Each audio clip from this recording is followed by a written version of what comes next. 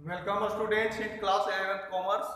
Today we are going to study the difference between normal goods and inferior goods or given goods. विद्यार्थियों, आज हम लोग सामान्य वस्तु क्या है और घटिया वस्तु क्या है या गिवन वस्तु क्या है इसके बारे में दोनों में अंतर समझेंगे।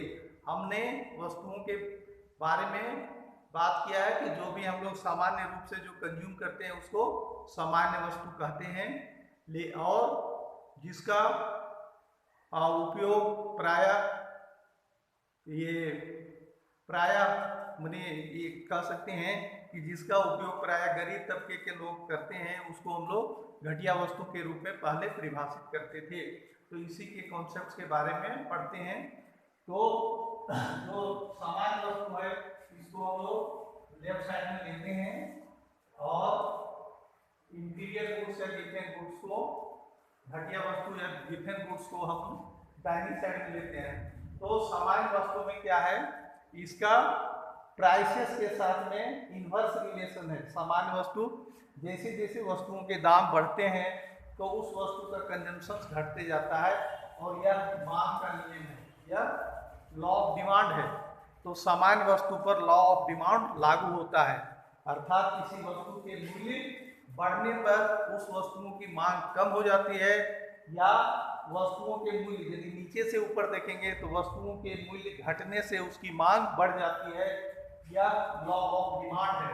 तो नॉर्मल गुड्स पर लॉ ऑफ डिमांड लागू होता है, जबकि इंफीरियर गुड्स या गिवन गुड्स पर लॉ ऑफ डिमांड लागू नहीं होता है।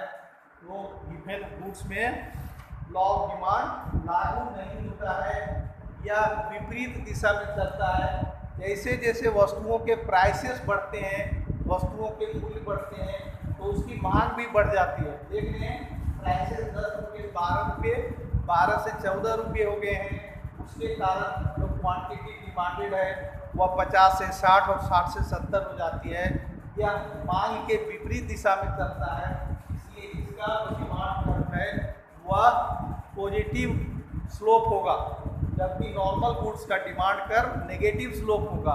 अर्थात इसका प्राइस और क्वांटिटी के बीच में नॉर्मल गुड्स में इन्वर्स रिलेशन होता है, जबकि इंफीरियर गुड्स और गिवन गुड्स में प्राइस और क्वांटिटी के बीच में पॉजिटिव रिलेशन होता है। तो ये प्राइस के साथ में इसमें जो लॉ ऑफ डिमांड है वह लागू होता है नॉर्मल गुड्स में, जबकि इंफीरियर गुड्स या गिवन गुड्स में, घटिया वस्तु या गिवन वस्तु में लॉ ऑफ डिमांड लागू नहीं होता। ये एक हुआ। दूसरा अंतर देखेंगे, यदि प्राइसेस के साथ में यदि हम इनकम को देखते हैं, जैसे जैसे उपभोक्ता की इनकम बढ़ती है तो हो सकता है कि इनकम के साथ में जब रिलेशन देखेंगे तो यह पॉजिटिव रिलेशन होता है। जब यहाँ प्राइस की जगह में क्वांटिटी लेते हैं तो यह डिमांड का पॉजिटिव स्लोप होगा, यह डिमांड का इस तरह से स्लोप होगा। तो सामान्य वस्तु में जैसे जैसे वस्तुओं के मूल्य बढ़ते हैं उसकी मांग जैसे जैसे उपभोक्ता की आय बढ़ती है, उपभोक्ता का इनकम यदि बढ़ जाता है और उसके कारण से यह जो क्वांटिटी है वह बढ़ जाएगा। तो देखें कि उपभोक्ता की आय यदि मानते हैं कि 10 उपभोक्ता की आय थोड़ा बढ़ा लेते हैं कि मानते हैं 1000 है, 2000 है, 3000 है, उपभोक्ता की आय बढ़ गई, उसके कारण से वस्तु की मांग बढ़ जाती है। तो यहाँ उपभोक्ता की आय जैसे जैसे बढ़ती जाएगी तो इसका क्वांटिटी कम होता जाएगा और 100 और ये 200 और ये 300। इसके कारण से जैसे जैसे उपभोक्ता की आय बढ़ती जाएगी तो यह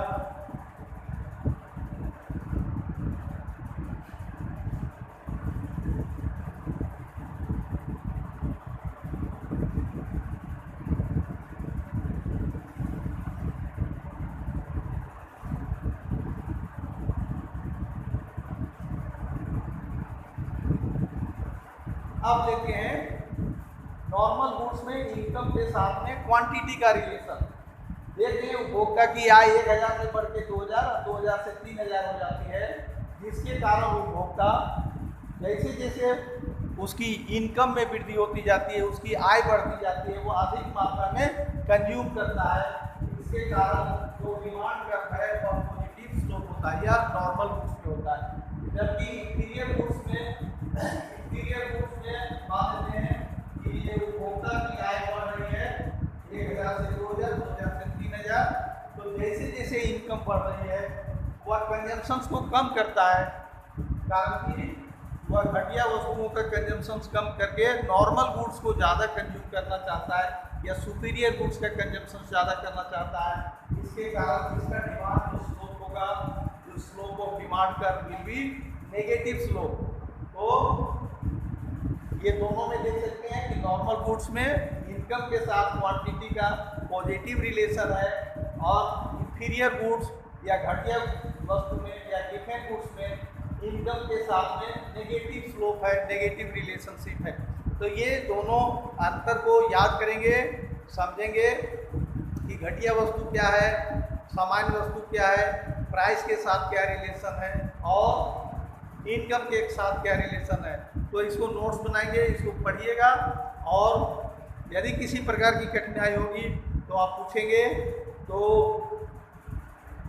खुशी खुशी रहें, स्वस्थ रहें, पढ़ते रहें। तो इसी चीज़ों के साथ में आज का जो टॉपिक है समाप्त करते हैं। Be safe, be in study mode and have a nice day and thank you.